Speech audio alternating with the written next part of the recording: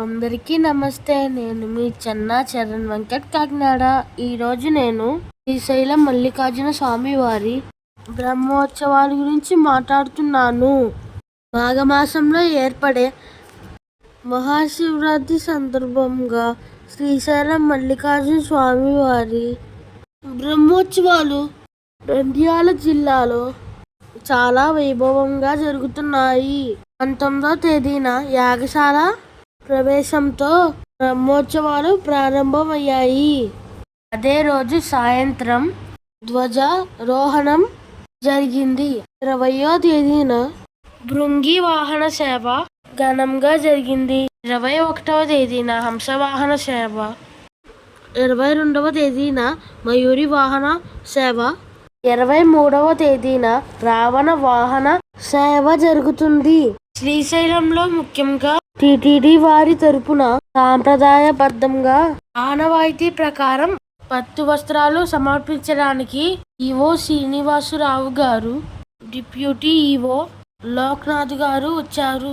ఈ పట్టు వస్త్రాలు సమర్పించడం మా పూర్వజన్మ సుకృతం అని అభివర్ణించారు. ఈరోజు శ్రీశైలం బ్రహ్మోత్సవాలు స్వయంభూగా వెలిసిన నటరాజమూర్తి స్వామివారి ఊరేగింపు జరిగినది. ఉభయ తెలుగు రాష్ట్రాల నుంచి మహారాష్ట్ర కన్నడీయులు మహాభక్తులు ఇక్కడికి వస్తారు. వారు శివుని యొక్క ఆకారాలు, వేషాలు వయ్యారంగా నృత్యాలు చేసేవారు. ఇటుపక్క భృంగి, అటుపక్క చంద్రుడు, రావణ వాహనం యొక్క దివ్య వైభవం మనం చూడడానికి 2 కళ్ళు చాలవు. రావణుడికి ముల్లోకాలలో భక్తులు ఉంటారు. శ్రీలంకలో రావణుని దేవుడిగా కొలుస్తారు. రావణ సేవ బ్రహ్మోత్సవాలు వైభవంగా జరిగాయి. 24వ తేదీన పుష్ప పల్లకి సేవ, 25వ తేదీన గజవాహన సేవ, 26వ తేదీన ప్రభోత్సవాలు, నంది వాహన సేవ నిర్వహిస్తారు. అదే రోజున లింగోద్భవ కాల మహాన్యాస పూర్వక రుద్రాభిషేకం, పాదాలంకరణ, శ్రీ స్వామి అమ్మవార్లకు కళ్యాణోత్సవం జరుగుతుంది. 27వ తేదీన అమ్మవార్ల రథోత్సవం, రాత్రి తెప్పోత్సవం జరుగుతాయి. 28వ తేదీన యాగపూర్ణాహుతి సదస్యం, నాగవల్లి ఆస్థాన సేవ, ధ్వజ అవరోహణ, మార్చి 1వ తేదీన అశ్వవాహన సేవ, శనకోత్సవం ముగింపు సేవలు జరుగుతాయి. ఏపీలో శ్రీగిరి పుణ్యక్షేత్రాలు అని టీటీడీ మాదిరిగా తీర్చిదిద్దాలని నిర్ణయించారు.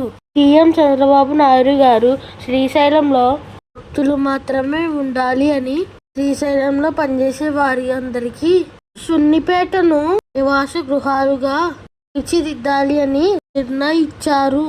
సున్నిపేట రూపురేఖలు పూర్తిగా మారిపోయేలా సంబంధిత మంత్రులు, ఇంజనీర్లతో సమావేశం జరిపారు. ఏపీ, తెలంగాణ, కర్ణాటక భక్తులు వస్తారు.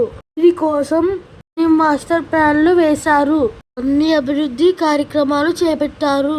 ఆడం వీధుల విస్తరణ, ఔట్రింగ్ రోడ్, ఆలయం చుట్టుపక్కల ఉండే దుకాణాలను తొలగించి షాపింగ్ కాంప్లెక్స్ కట్టించారు. అండర్ గ్రౌండ్ డ్రైనేజీలకు ఏర్పాట్లు చేశారు. సున్నిపేట ఉద్యోగులకు గృహ నిర్మాణ వసతి కల్పించబోతున్నారు.